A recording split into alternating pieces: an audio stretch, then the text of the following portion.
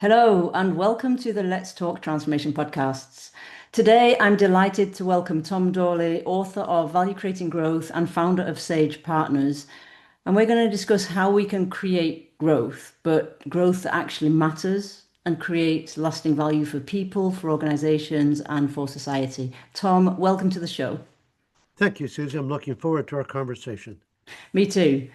Tom, your work focuses on value creating growth, but also helping to create a legacy through sharing your knowledge and insights. But can we start with you more personally? So, drawing from over 2 decades of consulting experience and research across various organizations, and you tell us about the growth system, in inverted commas, an approach that's designed to transform companies into high-performing companies. What personal experiences or pivotal moments shaped your beliefs around growth, Tom, and the fact that it must be grounded in the more human elements as well? Sure. I think it probably goes way back to the fact that I was an engineer as an undergraduate, but realizing that engineering was maybe a little narrowed, I actually added a set of courses in the liberal arts. So when I Okay, graduated from college, I had two degrees, liberal arts and engineering, and they allowed me to see the world from two perspectives. nice. And from a more human perspective, whereas engineering, which is brilliant and does wonderful things, right, tends to have this fairly narrow focus. And I've served on the board of the College of Engineering at my school.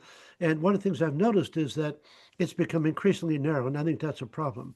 Mm, I think that, and this happens not just in sort of seeing engineering, but seeing the new technologies like artificial intelligence, where totally. you simply must have a human touch in order to unleash the positive power of this technology and even of the basic engineering way back when. Absolutely. And I think you're touching on a very, very pivotal point. So clearly for me, what we have to work on now is being human because that's what's going to keep us relevant.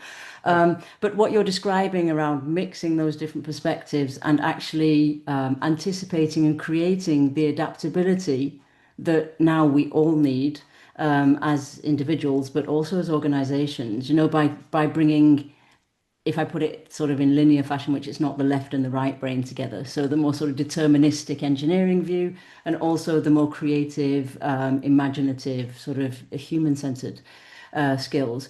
What is the role of adaptability for you, Tom, in today's world, for both entrepreneurs, but also for large organizations? But I think it starts to go back to your point about which I agree with, that value is created through growth. Growth creates value. That's sort of the Mm, connection. So you have to kind of start with a growth mindset. If you believe hmm that growth is important, then what it requires you to do is to change Yeah. because you can't do the same thing. Well, you can for a while, but eventually you run out of runway. Mm, And so the idea of having established throughout an organization and in your own life a growth mindset is important. It causes you to be curious, it causes you to look for opportunity, and it causes you to be able to, at various points in time, be able to take risks yeah. when you need to.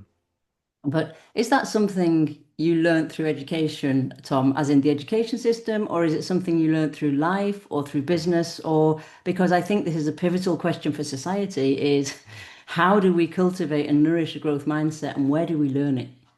Yeah, no, I guess I got some of it perhaps academically, Yeah. but most of it was from being out in the field, sort of doing things and seeing how I reacted, how my teams reacted, how my clients reacted, and taking from that. So yeah, it is sort of there's some basic frameworks, right? Mm, But it mm. really has impact when you see it played out right in front of your face. Mm. And I think if we talk about sort of what's going on in the world and trends and business trends, let's say, and the fact that, 85% of business models are going to be obsolete within 5 years. And, before 2030, Insight was saying that, half of the Fortune 500 companies aren't going to exist anymore. And they're probably going to be replaced by smaller or sort of more conglomerate companies that have come together. So, as we talk about reinvention, because I think one of the biggest challenges for individuals, but also for organizations, is they're going to have to constantly Yes. reinvent themselves. You spoke about change before.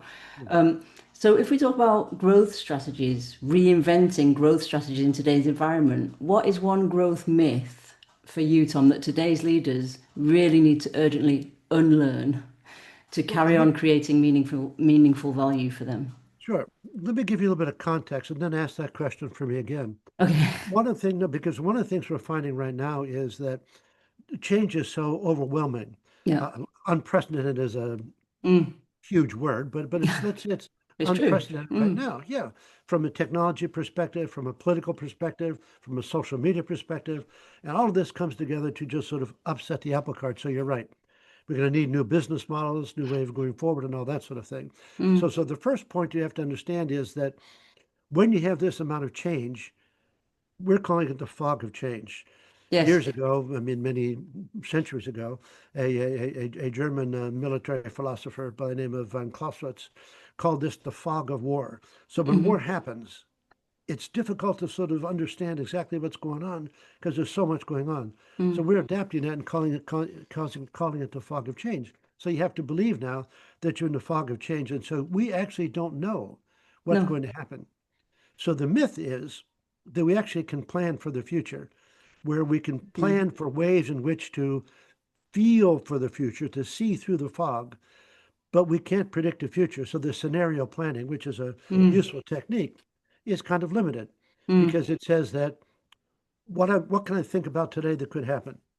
Yeah. Well, the problem is the way things are changing, We don't most of that know. is not likely to happen. Yeah. So the myth is the ability to try to plan for the future as opposed to finding ways to see through the fog and keep making steps that say, okay, I've learned this, now that tells me that. And Mm. I've seen this work and I need to make that adjustment. And it's Mm. this idea of, I mean, it is actually, and I'll go back to my engineering, it is the scientific approach. It's what science does. Science is all about trial and error.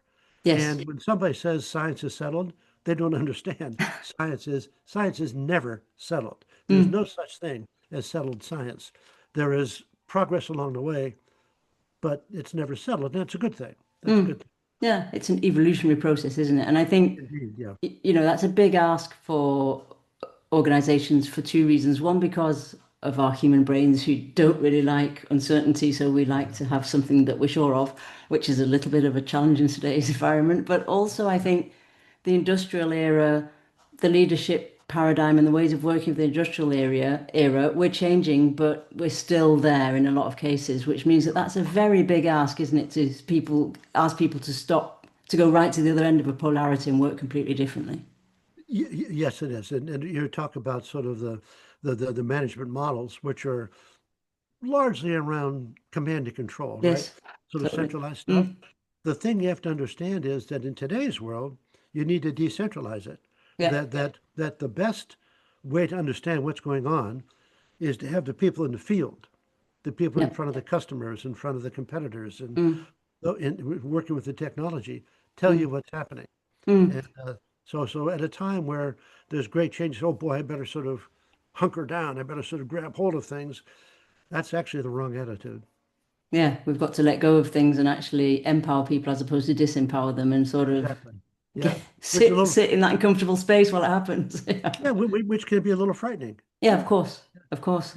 What does all that mean, Tom, for the value creation process? Because in the same way strategic planning has changed, the whole understanding and articulation for me of the value creation process and understanding in organizations has changed as the unit as value gets smaller and smaller into sort of teams and not departments or even into individuals, depending on what the organization does.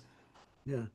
So I'm sorry. So you can help me a little bit to sort of express the question a little bit more. So So the fact that the value creation process yeah. in today's world is now often end to end, so you Yes. cannot just deal with your part of the value creation or your silo or your department because the unit of value now that's being produced in keeping with the ecosystem interconnected organizations and ways of working and the platform models is also becoming smaller, which means it can't be just yours.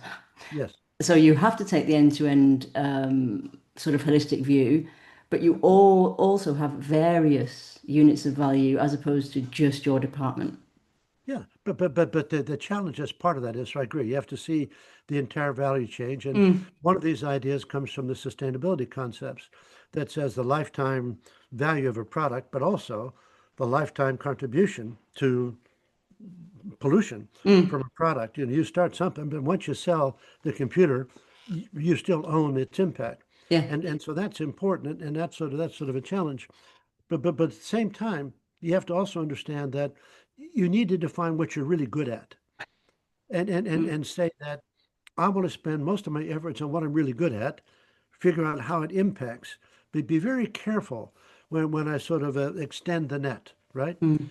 Companies often get in trouble when they try to do things that are outside their area of competence because, well, sometimes it's Mm. because of pressure to grow, right? Yes. Uh, but you have to be careful. And if you're going to, then you better make sure you find a way to be really good at that new thing. Yeah. Yeah. And I think so. What I'm hearing also in what you're saying is it's about taking time for excellence. So we can't just go straight into it and do. There is a certain amount of thought and strategic thinking around what are we making, who is it for, what is our problem statement, what are we answering in terms of customer need. Exactly. And that's why that people talk about strategic planning. But before strategic planning is something called strategy. Strategy is Yes, different. yes. Strategy is the thing that we're going to focus on and win on. The planning about it is how that rolls out. Mm, And so I have a podcast coming up with a fellow who's an incredible leader, comes out of a marine background, so he has a lot of sort of that view of the world. And he says, you got to be very careful, and you put your finger on it. He mm. says, once in a while you have to pause, right? All kinds of stuff is happening. You say, oh, I got to react. Sure. But you also have to pause to say, do I know what is actually going on? Or am I misreading the fog? Is the fog Mm, confusing me? So I'm misreading what's going on. So every now and then you have to pause, catch your breath, and then go forward. And that's the strategy part of it. And I would say right now, unfortunately, that most organizations are loath to spend the time to actually figure out the strategy part of it. And that's a shame because today, and in fact, you know it in terms of podcasts, mm. right? If you don't catch the person on the podcast in the first 2 minutes, you're done, right? Totally, Or maybe totally. five, maybe 5 minutes. I give you maybe 5 minutes, right? But the attention span is short, Mm, and sometimes that's okay, right? You can react to things quickly, but sometimes you need to pause and step back and say, wait a minute. We don't really understand what's going on here, so we mm, better figure that out. mm. We have to know where we are before we can think about and lay out where we're going. Mm. So, Which is hard and seems sort of also almost counterintuitive, Tom, in this sort of driven, yeah, exponentially busy environment. So yeah, for me, this is another big shift of moving from short-termism yeah, to more long-term strategy, which will right, allow us to actually sit down and think about what we're doing, why we're doing it, how we do it, and how we grow. right, Which brings me to the idea of your valuable formula that you talk yeah, about. Could yeah, you sort of walk us through what the valuable formula is yep, and what does it enable? yeah. So the value of a formula, and maybe because we kind of invented it, I love it. It starts off the center is what is the thing we're going to do? What's the thing we're going to be famous about, right? Mm, And one of the examples I use is a U.S. based, but he's now international beer maker, Jim hmm. Cook, and his first beer, which is now Broaden, was Sam Adams Boston Lager, and he Okay. decided even when there were these big companies, right, Budweiser and all the other companies running around, that he wanted to brew the best beer in the world. And so he set out to do that. And in Hmm. order to prove it, he entered these contests, and the contests, he would win the contest. And finally, won some money. He said, Jim, would you stop coming to the contest? We want to give somebody else a chance. So that was the basic thing he had to do. So now that's his idea. So now how does he sell it? Mm, Well, if he's going to brew the best beer in the world, it's going to be more expensive. So part of the value formula extends then to what is your marketing proposition? How are you going to do it? So he had to sell it for, if you go and buy a draft beer, for mm, $1 to $2 more. And so if somebody walks in and they just want to, I don't know, have a beer, they're not going to mm, buy Sam Adams. But he had to convince people to do it. And then mm, he had to have a system that made the beer consistently the best beer in the world. So the first part was the focus. The second part was figuring how he was going to market it. The third part, and this is the last piece of the valuable formula then, is what do you need to do to actually make it? And so he had a challenge here, right? So Mm. now this is a serious thing. Uh, it costs a lot of money to build factories to brew beer. It takes a lot of money to build a sales force to go out and sell the Totally. premium Mm. beer, right? Mm. He decided to invest in the sales force and find other ways. And there were a bunch of beer makers who had unused capacity. So he said, I will buy your capacity, teach you how to make my beer. And so you can make a good beer, but I'm not going to spend money on the brick and mortar. So his whole value formula came together. It started with a focus. He built the concept of how he was going to sell it, how he was going to brand it, how he was going to market it. And then he made a real conscious decision about where he was going to put his capital. And Mm. all of that creates this thing called the valuable formula. It's worked very well for him. He went from a little company to now a public company worth perhaps even $1 billion. Yeah. Mm. Which is completely accompanying the sort of the pause, the strategy pause for excellence of here are my Yeah. assumptions, what am I going to do, how am I going to do it? Yeah. Which sounds like it could be a one size fits all model, but it's not. It's a one size fits all formula, isn't it? Which allows people to iterate as they grow. And that's a really important thing. Mm. You know that where you start is not going to be the place you're going to stay with forever. And he had an idea that he was only going to make one beer, Boston Lager. Well, it turns out that he now has 5 or 6 of them because people actually wanted light beer, they wanted a seasonal beer, an Oktoberfest beer, all those sorts Yeah. of things, right? Mm. So he had to evolve his system. And so we Mm. talk about that, sort of making sure that you deal with how your system, for you go from the initial product to the mature product to the reinvented product, and it's that whole cycle, and that's sometimes hard to. You can understand it conceptually, Yes.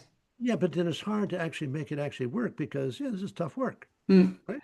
It is hard work, and growth in general is hard work, whether it's It is personal hard work. development or business development, or which brings me to because having a formula is great, Yeah. having a case study on a formula is also very helpful. But where do you see entrepreneurs struggling with in today's environment when they're trying to build and scale in high growth environments? Because I'm asking that question, Tom, because it's the majority of leaders I deal with. They're Sure. especially in the tech sector, they're all in these aggressive growth environments, and they also have to scale not only their products but also their team, their business, and keep it sustainable.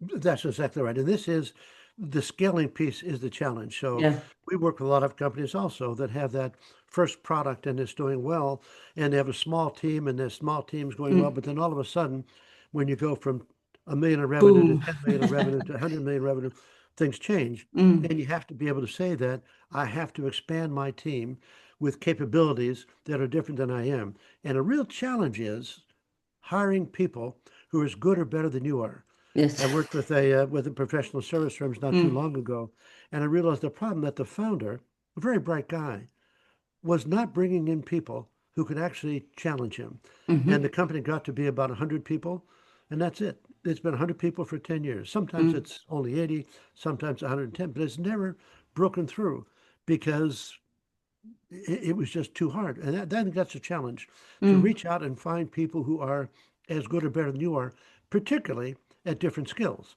So Mm. often the founder is the tech guy, Mm. and Yes. and that's great. But there needs to be a finance guy. That's fairly obvious, perhaps. Mm. But there's also needs to be the CEO, and the CEO is often a different person than the launch CEO. I mean, the famous example, of course, is Google, Yes. where they brought in Eric Schmidt, who I Mm. met years ago at the World Economic Forum before he was at Google.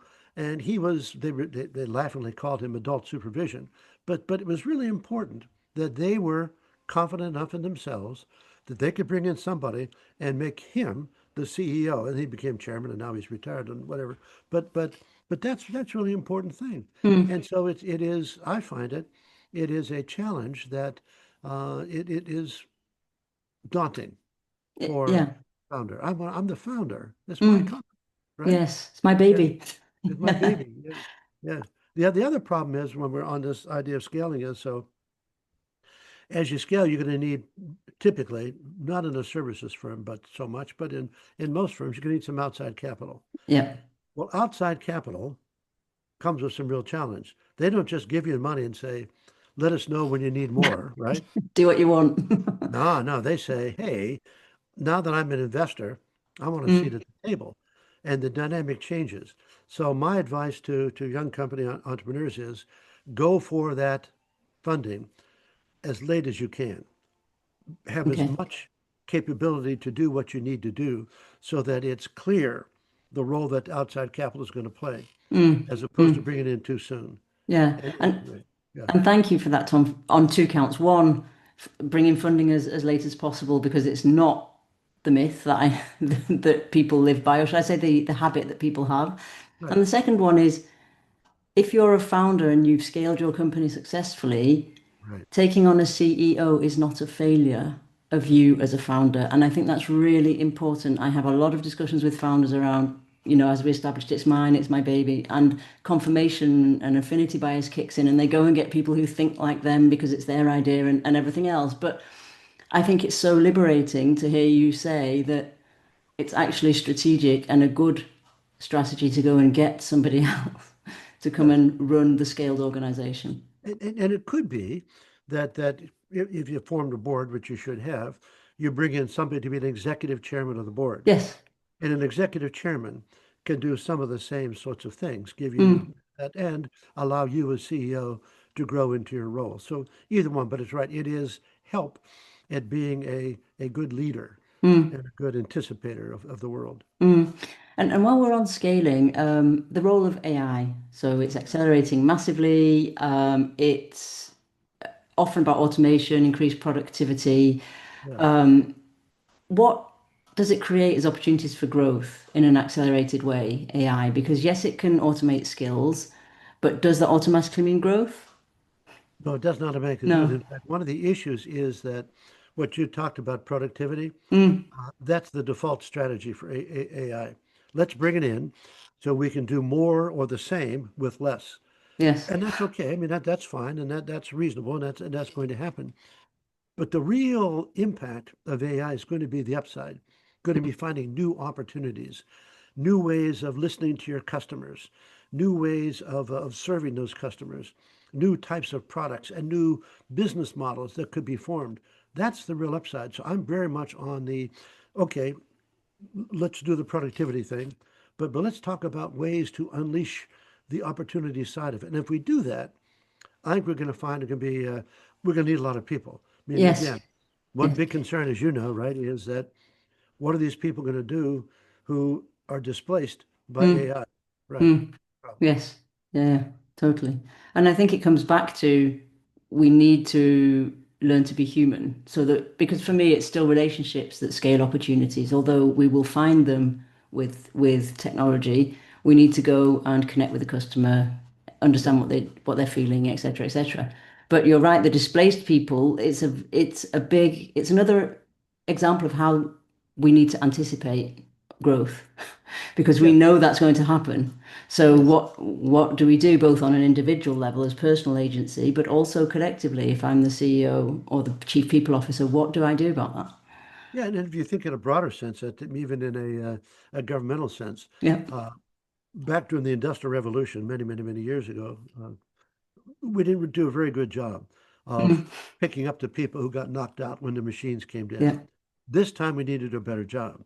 We need to find a way to say that is there some way that we can build the capability to grow, to learn, to change? But that's sort of a bigger issue that doesn't face necessarily the individual entrepreneur who is trying to manage the cash he has and manage the customers and the Mm. technology and all the team and all that sort of thing. Mm. But it is a societal issue that Yeah. we're going to Yeah. have to deal with.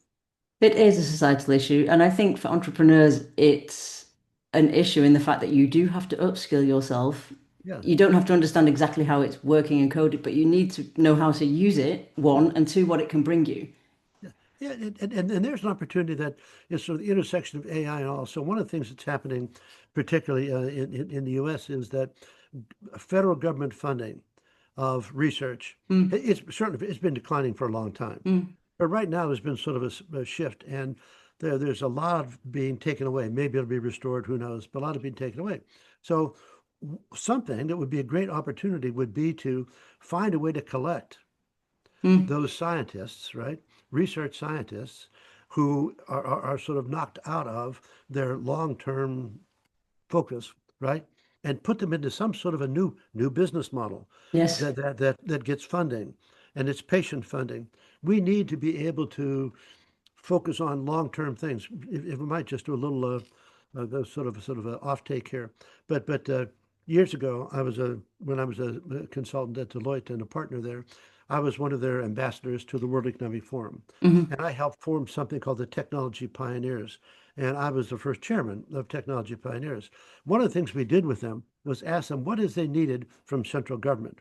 Obviously, they need safety, right, infrastructure, education, but the big thing they said is we need somewhere, central government, to invest in these long-term things. Hmm. You do that, and we'll turn them into products that help the world, right?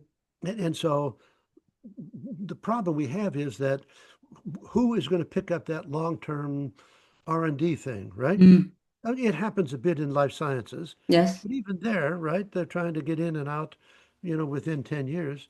And a lot of what's in the technology we're using today came from the 1960s and 70s space program. And Mm. it took 20 years Yeah. before it hit you and me, right? Yes. We need some way to create that again. And there's a new opportunity Hmm. and a business model required. But I'm Mm. telling you, there's no question that we could find billions of dollars of funding for those sorts of organizations. Yeah. And I mean, it's basically a great segue. Thank you, Tom, into my next question, which was around, what is, in your view, what is the biggest accelerator of growth needed today, and what is the biggest obstacle? And I'm talking systemically, of which that was a great example. Yeah. That's a great systemic subject, which could either really accelerate or really block, depending on what people do with it. Yeah. Let me start with the biggest obstacle first. Yeah. So I have a son who teaches at Stanford. He wrote a book called Assembling Tomorrow, and in it, they talk about how you might actually be able to influence how the world works. And he makes a really interesting point. He says we should understand that everything breaks, and we should build in from the beginning that the thing is going to break. Now Hmm. we know with products, like everybody knows that your car is going to break, so there's a repair shop. You can get new Yeah. brakes, whatever it is, all that, right? But for our institutions, we're not good at that. No. Once we create a law or put a system in place, we're not good at changing it.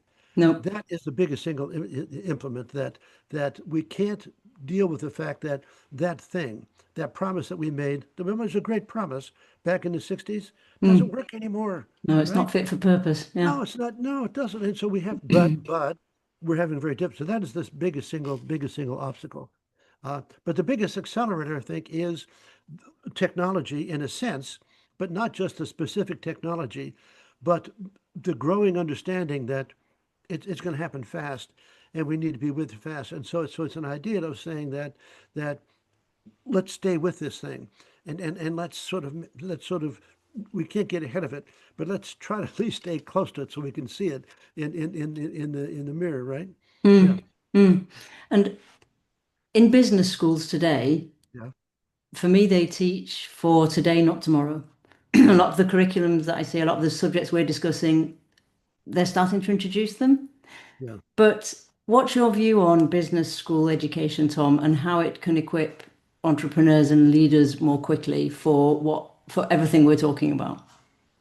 Yeah, so first of all, I'm a graduate of a business school. My business school was at Columbia, and I'm Mm. really glad I went from engineering school to business school, Okay. and that was terrific for me. And I still stay very connected, specifically with Columbia, but also Hmm. with Stanford and Harvard and others like that. And they're doing some really good things, and they're sort of trying to make things work. And but the model itself hasn't changed that much. Yes. Uh, the model that was in place when I was there several decades ago, right, is still the same model, Mm. right? And and Mm. and that's it's missing something. And one of the things it's missing is the aspect of going out and you learn something, let's go try something. And I would like to see business schools maybe instead of being a year or two, to find a way to be longer than that, where you would get in and you get involved in something and you learn something. And then there'd be some way you'd go out and try to make it work in the world, and then you'd come back. Mm. And so, as opposed to that sort of hands-on interaction. Because you said way back when, where did I learn about the growth thing? And I learned about being in the field, right? Yeah, of Being course. being out there, sure. And Mm, it'd be nice if we could find some way to bring some of that aspect in as mm, well. mm. And that would allow us to start changing the model. And thinking about the future, I think that that's important too. And finding ways to talk about it that are sort of challenging. That you have to understand that you have to let go of knowing. Yes. We're not going to know No. what to. So what we have to do is find a way to incrementally feel for it, Mm, see through the change and react to it. mm. And I'm also hearing more about sort of more radical collaboration. So Yeah, business schools with startups, with businesses, yeah. with non-governmental institutes, with lots of different areas so that you can see as a student of business and also of life what's going on there. Yeah, and also I also think there's this opportunity for, and this is sort of at the university level, or we'd call it college level, right? The Yes. undergraduate level, that we have these silos. There's Yeah. political science, Yeah. there is communications, there is Mm, this, there is history, there is whatever, right? mm, And we ought to look at them as these things have to talk, these things have to be together, and we should find ways to recreate the the silos so that they're not individuals, but they're cross-functional silos. And so I should have, didn't, I actually created my own course, right, to do the okay. two undergraduate degrees, right? And had a wonderful, wonderful advisor who helped me sort it out. But that should be the way in which it works, that you come in and you've tried to figure things out, and over time you learn a little bit of history, you learn it, but you're not forced to get into a silo too soon. And Mm, and that happens at university level, it happens at the business school level. yes. Uh, and Yeah. we need to do more collaborative effort there. Yeah. Because like you say, we're fitting into a model that is no longer fit for purpose, even though there's brilliant minds and great things going on. The model Sure. itself is quite rigid, isn't it? Yeah, and it's quite legit because Yeah. everything breaks, and we don't want our institutions to break, frankly. Totally, totally. Right. Yeah, Tom, I'm really interested in your vision for 2030 yeah. for growth. So, how do you think organizations and entrepreneurs will be dealing with growth in 2030? What would you like to see? Well, I'd like to see them being much more adaptable and much more flexible than they are now. I Mm, think, I think, for example, every organization of any scale at all has a risk committee on the board or embedded in the C-suite. mm, And all consulting firms have things that are focused on risk management, right? yep. I would like to see more of opportunity side of things. I don't know of a board that has an opportunity committee, right? No, no, nice. Right. Mm, They talk about growth and they do spend money on R&D and all that sort of thing. But I like to see the look for opportunity, the search for new things to be at or have more presence, more mm, priority. mm, And I think if I was a young company building my young company, I want to have somewhere along the line the ability to be exploring things that are new. There was a company that I almost worked for years ago called 3M. That is a great idea, and it's been picked up and used lots of other places. That all the scientists, 20% of their time, they didn't have to account for. They could do uh, anything they wanted, right? And mm, so they used it to find some things that wouldn't have happened. And so mm. there needs to be something like that. Something sort of says that if we talked about a 4-day work week. Well, if Yeah. we had a 4-day work week, there ought to be a fifth day, which is your day to explore opportunities and to find new things. Mm, And it would be like, in universities, they take sabbaticals yes. every 7 years. Well, you have a daily, a weekly sabbatical. Mm. Do something with that. I Do like the something. idea. I Yeah. like the idea of a weekly sabbatical. I also love the idea of formalizing the results of that if people wish to, i.e., the Yeah. opportunity committee. I think that because it's very much about risk, as you say, and management, sort of not even prevention, just reactive management of what's going on. Yeah. Proactive opportunity committees would be great, also for motivation. Yeah. I think so. I think it would be a way to just to make sure people understand that we're going to have to be different in the future than we are in the past. That's a hard thing to do. Everything Mm, breaks, but we don't like it. yeah, Yeah. everything breaks. I like that. Tom, what is the most transformative thing you have ever done? You've done lots of things with lots of different sizes of organizations and institutions and Yeah. global leaders. Sure. Well, I would say let's keep it at the entrepreneurial level. We can Yeah. talk about other, but at the entrepreneurial level, I think is the thing we've created with Sage Partners. Sage Partners is a different business model. We Hmm. are experienced people, all of whom would have had to or did have to retire from the companies we were with, because companies smartly have retirement ages, and it Yeah. makes sense. You want to give Mm. a chance for the young people to come in and grow and all that sort of thing. So that's great. But as opposed to trying to play golf or travel the world, we've put this collection of people together and to try to do things that can in fact impact the world. We say our focus is the big things that our clients and the world faces. We want to focus on the big things. And if you want to call that strategy, great, we'll call it strategy, whatever. But we are, and it is, we have our, governance system and all that sort of thing, Mm. but it is way more than a network. A network is loosely affiliated. Yes. We're a community, and I Mm. think that's really important. So that's actually fairly, transformational on my part. At an organizational level, it's sort of a client level. I'm going to go way back to a way in which that a Harvard Business School professor has figured out what to call this. It's called the innovator's dilemma. Oh, With, yes. with Kimberly Clark, Mm. trying to help them figure out how to compete with Procter and Gamble. They had some new technology in diapers, and Hmm. for years Procter and Gamble just been killing Kimberly Clark. What we found is that Procter and Gamble is very slow to adjust to new technology, and if we could bring this new technology out first, we could win the game. They Mm. did, and they ended up being a premium product, and it was brilliant.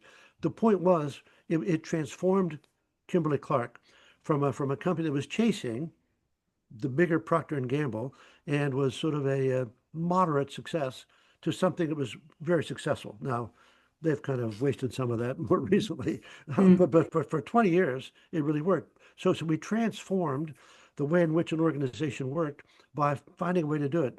I would say in this, if I might do one more, Of is course. that the first company I founded, a strategy consulting firm called Braxton Associates, we merged into what became Deloitte's strategy consulting practice. Members of the board of directors of Deloitte have taken me aside and said, you know what? Not only did that transform the way we did consulting, it transformed Deloitte itself. We had a Wow. way of thinking Mm. about the world. We had a way of conceptualizing the world.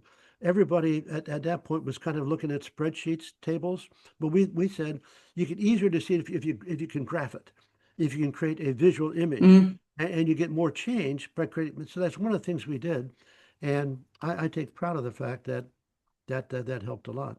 Yeah, it's brilliant. And you're back there again, aren't you? Because it's cyclical. And now consulting needs to change again, doesn't it? The model needs to change again because we're reinventing the way business is done all the time. And I Yes. come back to Sage Partners, could call it strategy. You can also call it collective intelligence. You can call it wisdom.